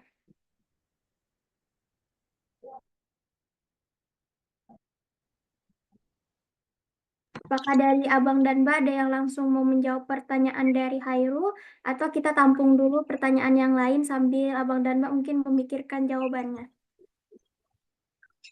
Mungkin dari saya ya mau masuk dulu. Jadi kalau tadi saya sempat nanya juga sama Kating 21 gitu. Jadi kalau misalkan kita mau ngambil mata kuliah tuh sebenarnya sembarang aja. Kita mau ngambil yang kayak semester untuk semester 3 atau untuk semester 5 itu terserah kita aja. Cuman dari kitanya tuh bisa atau enggak gitu kan. Kalau misalkan dari Khairunya sendiri tuh dia punya dasar web, sudah mengambil mata kuliah pemrograman web framework, gak apa-apa, asal dia bisa aja gitu. Tapi umumnya biasanya untuk semester 3 itu dia peminatannya yang paling banyak diambil tuh peramalan, basdat lanjut, sama MLTI gitu. Jadi sebenarnya nggak ada batasan sih kita mau ngambil yang mana. Karena kemarin di angkatan saya juga tuh ada yang ngambil ini waktu semester genap, kalau nggak salah tuh ngambil keanekaragaman hayati yang mana itu sebenarnya untuk semester 6 gitu. Padahal dia masih semester 4. Jadi sebenarnya nggak apa-apa. Cuman itu kayak tergantung dari dirinya sendiri sanggup atau enggak menjalani mata kuliah itu gitu. Nanti mungkin nanti dari abang-abang yang lain mau nambahkan silahkan. Ya, saya izin menjawab juga, membantu Santrina tadi. Jadi kamu ngambil ini ya, peminatan programan web ya. Ya Bang. Itu juga sebenarnya kamu bisa aja ngambil itu, tapi pasti ini batas maksimal kelasnya itu kan harus, nggak mungkin kamu sendirian nanti di kelas itu. Pertama itu kamu pikirkan. Soalnya itu kan peminatan cutting ya. Kalau nggak salah itu tuh, kalau itu punyanya ini deh, semester 5 deh itu kalau nggak salah itu. Kalau nggak salah peminatannya. Nah, khawatirnya kalau misalnya semester 5 banyak nggak ada, misalnya MSIB, MSIB sih, kampus Merdeka semuanya nggak ada yang ngambil itu, ya otomatis kamu sendiri. Soalnya harus ada batas minimalnya untuk buka kelas gitu. Nggak bisa dosen ngajar kamu seorangan. Enak dong kamu, jelas privat namanya itu namanya, bukan.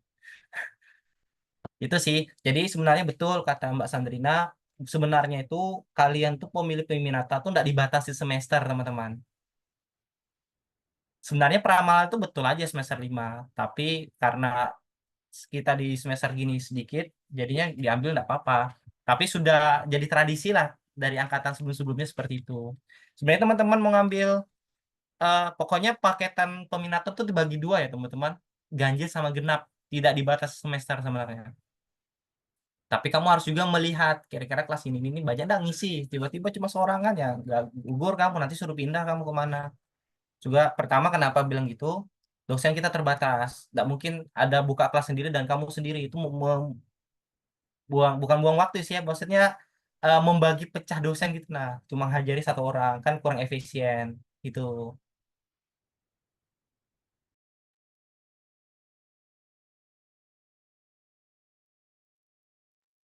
Baik, apakah dari Hairul terjawab mungkin pertanyaannya? Ya, terjawab. Terima Ya, kasih ya, Bang. ya baik, terima kasih kepada Mbak Sandrina dan Bang Bayu yang telah menjawab pertanyaannya. Kita bisa lanjut ke pertanyaan yang lain juga. Apakah ada yang ingin bertanya lagi? Mungkin mengenai MLTI atau basis data lanjut atau Tekper juga bisa.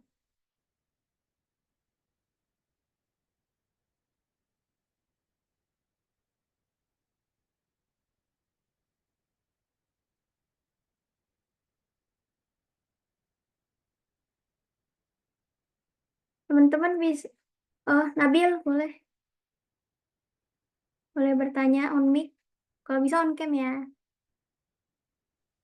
Sebelumnya, maaf ya, nggak bisa on cam soalnya lagi riweh di rumah. Oh, oke. Oke, perkenalkan, nama saya Muhammad Nabil Ma'ruf dengan akhiran NIM 035. Di sini saya ingin bertanya, Bang, Mbak. Kan materi mata kuliah yang dibawakan pada sosialisasi kali ini, itu ada manajemen layanan TI, basis data lanjut, dan juga ramalan, kan? Saya ada lihat di AIS ini, Bang, ada kelas pilihan lagi semester 3, sistem pendukung keputusan. Nah, itu apakah mata kuliahnya sama teknik peramalan atau seperti apa ya, Bang Mbak? Terima kasih. Terima kasih kepada Nabil sudah bertanya. Untuk Abang dan Mbak, ini pertanyaannya mau disimpan atau langsung dijawab? Kalau langsung jawab, bisa langsung menjawab ya, Abang dan Mbak. Terima kasih. Izin masuk lagi ya. Jadi untuk apa tadi sistem pendukung keputusan ya, SPK ya. Nah, untuk SPK itu tuh dia sebenarnya untuk semester 5 sebenarnya. Cuman nggak tahu ya kenapa bisa jadi tulisan semester 3 gitu. Cuman saya habis nanya sama Kating juga, katanya emang itu untuk seharusnya untuk semester 5. Terus itu isi mata kuliah itu dia kurang lebih kayak riset operasi gitu.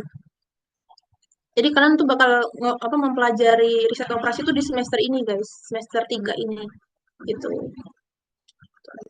Kalau misalnya ada yang mau bantu jawab silahkan.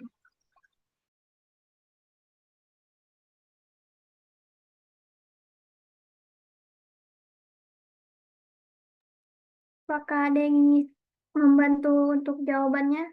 Menambahkan gitu dari Abang dan Mbak yang lain mengenai pertanyaan dari Nabil?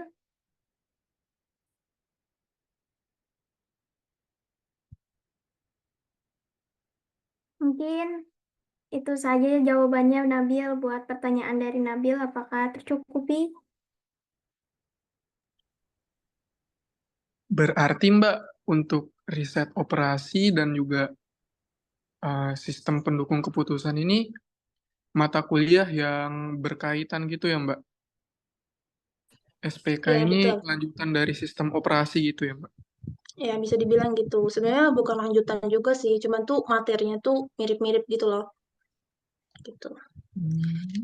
Kayak Iya, saya terima juga kasih belum Mbak. masuk, ya saya belum masuk juga ke kelasnya, karena kan itu untuk semester 5. Saya juga baru mau masuk semester 5 kan, ntar lagi, gitu. Oke Mbak, terima kasih Mbak.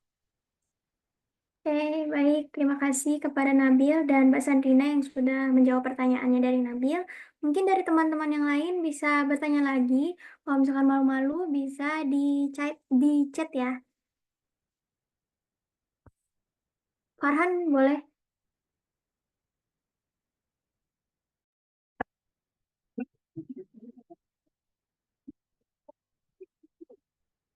Izin Bang Mbak, untuk 3 mata kuliah ini ada yang praktikum nggak sih Mbak?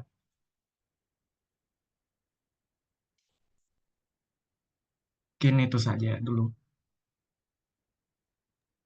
Terima kasih kepada Farhan yang telah memberikan pertanyaan. Untuk Abang dan Mbaknya bisa menjawab ya pertanyaan dari Farhan, yaitu dari ketiga mata kuliah peminatan ini, apakah ada yang melakukan praktikum? Izin menjawab ya. Kayaknya kalau misalnya dari 3 mata kuliah pilihan ini, eh, nggak ada yang praktikum. Tapi kalau misalnya yang mirip-mirip terus ada praktikumnya, ada itu cuman di BDL, basis data lanjut. Karena kalian kan nanti pasti ada praktikum DBD tuh, desain basis data. Nah, jadi eh, kalau misalnya yang namanya basis data lanjut, dia pastinya kayak ada sedikit tambahan materi gitu loh terkait dengan desain basis data. Jadi secara nggak langsung tuh kalian kayak praktikum dikit gitu sih, tapi nggak yang apa namanya, eh, nggak yang gimana-gimana gitu loh. Intinya tetap si praktikum itu milik si DBD, tapi karena isi pembahasan atau materi dari BDL itu juga mirip-mirip dengan DBD, jadi kayak perasaannya ada, tapi ya sebenarnya dari 3 mata kuliah pilihan itu semuanya nggak ada praktikumnya gitu.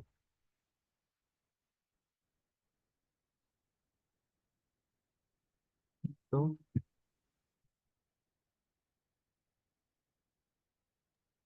Dari Abang Mbak yang lain bisa mungkin menambahkan jawaban untuk pertanyaan dari Farhan? Ya, izin menjawab juga ya.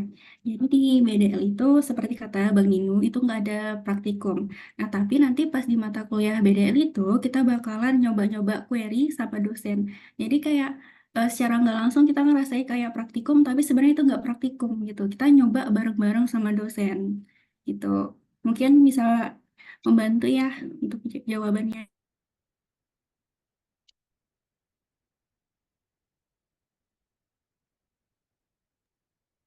Nah, mungkin ada yang ingin menambahkan lagi? Kalau tidak ada, saya ingin bertanya kepada Farhan, apakah cukup untuk jawabannya? Cukup, tapi boleh nanya lagi nggak? Boleh, boleh. Kan ini kita ada di AIS, seperti yang kata Nabil tuh, kelas pilihan yang di semester 3 yaitu SPK. Kira-kira nanti akan ada sosialisasi lagi nggak tentang mata kuliah itu? Karena saya lihat yang milih SPK itu sudah sampai 40 lebih. Jadi banyak peminatnya buat mata kuliah pilihan itu. Oke, terima kasih. Izin jawab juga. Mungkin kalau kenapa dia bisa 40 orang, 40 kuota yang ambil itu karena itu mungkin dari angkatan saya yang udah ngisi KRS. Jadi mereka pada ngambil itu. Karena kan biasanya kalau kita habis bayar UKT itu kan langsung ngisi KRS kan. Jadi mungkin itu dari anak-anak semester 5 yang mau yang ngambil itu gitu. Untuk sosialisasinya sendiri saya nggak tahu nanti bakal ada atau enggak. Cuman itu tuh kebanyakan mungkin dari anak semester 5 yang ambil karena kan itu memang seharusnya diambil di semester 5 gitu. Karena kan isinya kan tadi sudah saya bilang juga. Isi matkulnya tuh dia kurang lebih kayak riset operasi. Nah, riset operasi itu kan udah dipelajarin di semester 3 gitu. Semoga menjawab ya. Ya, Ya, saya izin menjawab juga, membantu jawaban juga ya. Saran saya, Farhan, sama teman-teman yang lain, ya menurut saya tuh sebenarnya saya enggak, kami atau saya pun enggak membatasin teman-teman mau milih yang mana. Tapi saran saya ikut alurnya ada. Kalau memang tiga ya tiga itu aja kamu pilih. Tiga-tiga di situ aja. Jangan kamu berpikir SPK kemana lah, ini kemana, nggak usah. Karena memang di kuota tersebut itu memang ada cutting. Karena kan nggak dibatasin kan teman-teman. Terus juga aku highlight juga masalah tulisan semester 4 3 itu sebenarnya tuh memang nggak diperbarui. Sebenarnya memang peramalan tuh kayak semester 5 gitu-gitu teman-teman. Jangan usah terlalu, maksud saya fokus aja. Sebenarnya tuh semester 3 cuma ada 4 lah teman-teman yang ada untuk apa? peminatan. Sebenarnya ada namanya open source. Nah, tapi open source ini kebetulan dosennya kurang dan sebagainya, jadi open source itu ditutup, nggak ada yang ngajar. Jadi cuma 3 peramalan, MLTI, sama BDL. Nah, teman-teman fokus pilih ketiga ini aja, apa-apa aja. Kalau SPK itu semester 5, gitu. Kalau kamu mau ketemu cutting, nggak apa-apa, boleh. Ayo kita sama-sama kita ini belajar. Mau belajar apa kita, ayo. Asal nggak canggung aja. Tapi nggak masalah, kami nggak batasin. Sebenarnya ikut aja yang ada 3 pilihan itu aja, teman-teman. Jangan lihat kuotanya ya. Maksudku kalian punya ada cutting-cutting yang abang mbaknya yang sudah ada ketika 1 semester 2 semester. Nah, tinggal teman-teman konsultasikan aja. Mbak, bang, ini kemarin mata kuliah semester 3 apa aja peminatannya. Nah, tinggal kamu fokus dengan berapa yang disebut pilihan itu, teman-teman. Itu aja sih saran saya. Begitu.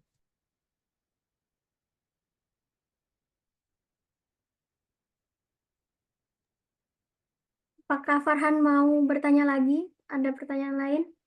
Nggak ada. Oke, terima kasih buat Abang dan Mbak yang sudah menjawab pertanyaan dari Farhan, dan terima kasih juga buat Farhan untuk pertanyaannya. Nah, dari teman-teman yang lain lagi nih, ada yang mau bertanya kah mengenai mata kuliah peminatan yang lain? Abang dan Mbaknya masih membuka loh pertanyaannya buat Abang Mbaknya jawab. Jadi kalian kalau masih bingung-bingung bisa tanya sekarang ya.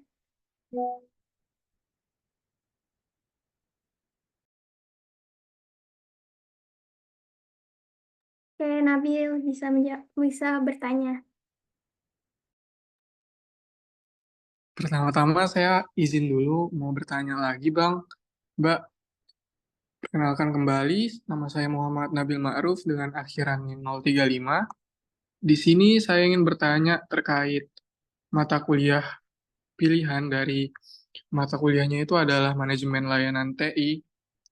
Kan tadi saya dengar dari penjelasan Bang Bayu terkait manajemen layanan TI ini akan membuat seperti perusahaan gitu ya Bang, tadi Bang saya dengar. Nah, untuk tugas UAS dari manajemen layanan TI ini, apakah dia berkelompok dalam membuat suatu perusahaan atau seperti apa ya Bang? Terima kasih Bang. Oke, terima kasih untuk pertanyaan yang bagus. Ya, jadi teman-teman tuh sebenarnya nanti simulasinya tuh teman-teman ya implementasinya kalian tuh berkelompok kayak bangun perusahaan seperti apa. Misalnya contoh ada tema kalian ambil sebenarnya bebas mau rumah sakit kah, mau jadi kecamatan kah atau apa. Jadi nanti teman-teman dalam rumah sakit misalnya rumah sakit Nabil Ma'ruf, wah, misalnya contoh Nabil Ma'ruf apa aja kelompoknya. Nah, misalnya nanti ada ketua kelompoknya dan sebagainya. Dan tugas teman-teman itu pertama itu kalian ada dokumen dokumen yang saya kan tugas yang saya share screen tadi kan. Nah, tugas saya screen tadi itu contohnya. Nah, jadi sebenarnya pembelajaran untuk yang saya sebutkan tadi itu tugas secara untung sampai UAS. Jadi teman-teman nanti dokumen yang nanti diberikan, template-nya diberikan, nanti teman-teman itu kerjakan minggu ini poin 1, poin 2 sudah selesai. Nanti dikumpul minggu depan, diperiksa sama bapaknya, direview gimana sudah bagus kan enggak. Nanti lanjut lagi 3 poin 3, 4 teman-teman buat lagi. Tapi poin 3 1, 2, 3 dan seterusnya itu berdasarkan dengan eh, usaha atau rumah sakit atau swasta yang kalian buat sesuai tema kalian sudah dikasih seperti itu. Gitu contohnya. Berkelompok ya. Kalau nggak salah kemarin tuh kan MLT itu satu angkatan AB ya digabung ya. Jadi nggak ada pisah-pisah lagi teman-teman. Peminatnya seperti itu. Jadi teman-teman nanti kelompoknya bisa di kelompoknya kemarin tuh dipilih kalau nggak salah teman-teman. Bukan dipilih sih kayak 1, 2, 3, 4 berdasarkan nomor urut bangku.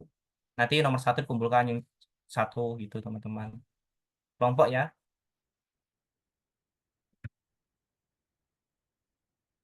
Oh ya sedikit. Kalau tugas itu cuma UAS tadi, sama ada memang tugas sendiri namanya mengidentifikasi resiko. Nanti ada studi kasus diberikan, seperti itu aja. 2 itu aja.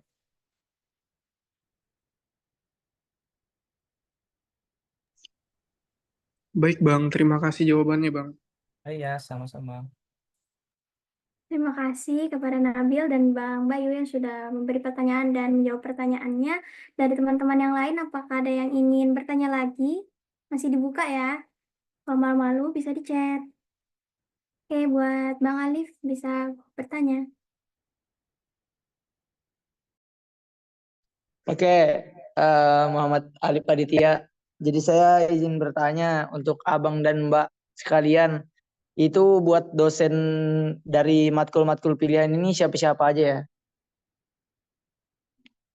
Oke, terima kasih buat Bang Alif pertanyaannya. Buat Abang Mbak yang lain bisa menjawab ya pertanyaan dari Bang Alif.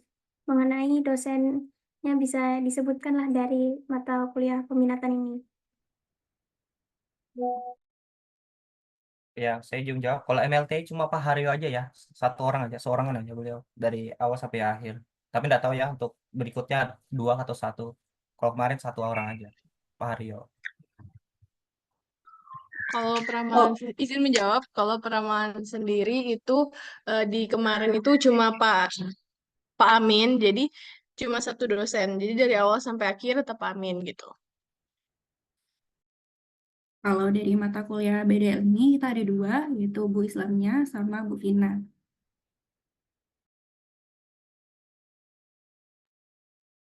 Buat pertanyaan dari Bang Alif, apakah terjawab?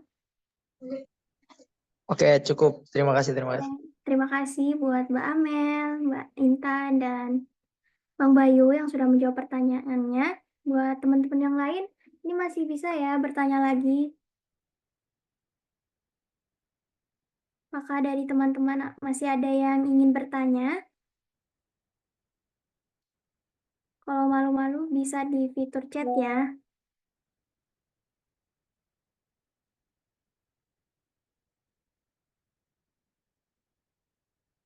Yuk, yang masih bingung-bingung nih, bisa ditanya lagi. Meskipun yang tadi juga sudah nanya, masih bingung, nggak apa-apa, tanya aja lagi.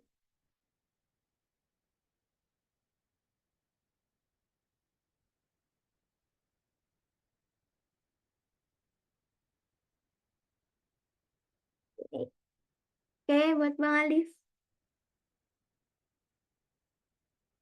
Sabar, Bro.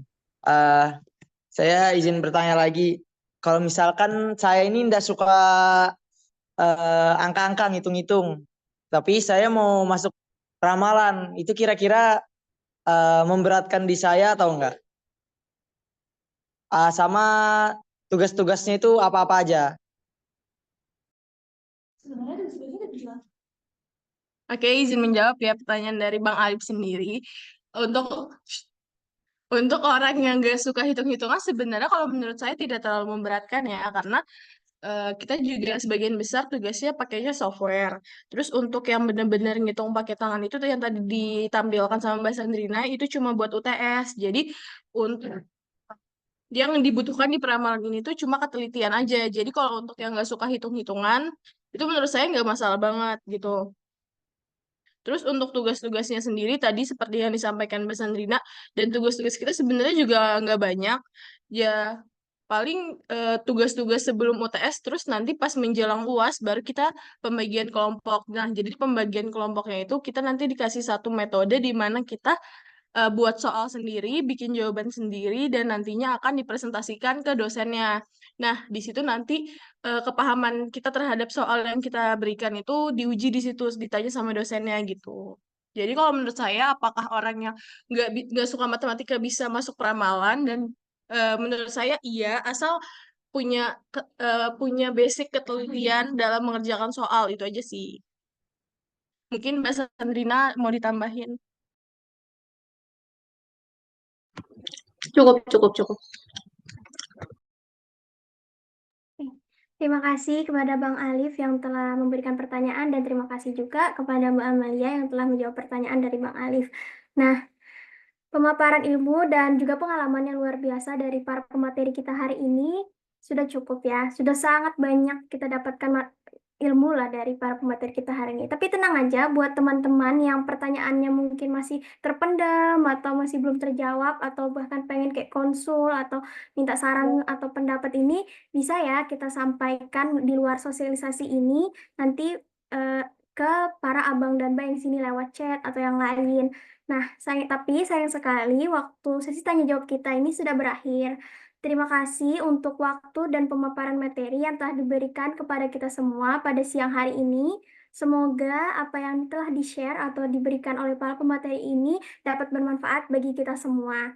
Terima kasih juga buat teman-teman yang sudah aktif bertanya dan tetap antusias untuk mengikuti acara sosialisasi pada siang hari ini sampai akhir ini. Kalau boleh saya simpulkan untuk teman-teman, dari ketiga mata kuliah pemilihan ini, kalian bisa memilihnya yang sesuai dengan peminatan dari kalian masing-masing. Kalau misalkan yang berminat, ya udah masuk ke dalam mata kuliah peminatan yang sudah dimaparkan oleh para pemateri kali ini. Tapi kalau misalkan mau masuk yang agak apa sih nggak sesuai, ya nggak apa-apa juga. Nanti bakal disesuaikan lah ajarannya.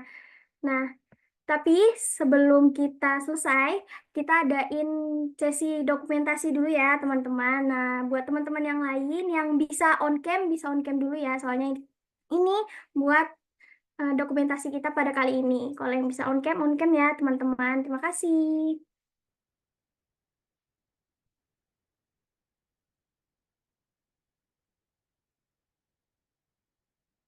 Yuk, on cam, teman-teman.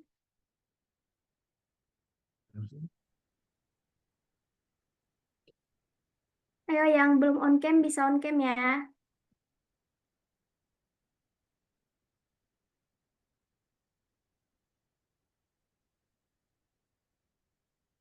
Ji, sini Ji, dokumentasi Ji. Nggak mau.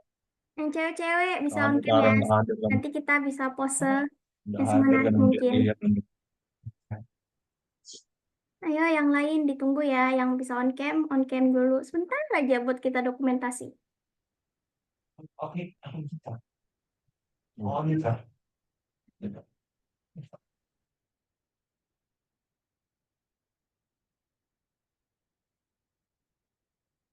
Dah, segini aja ya.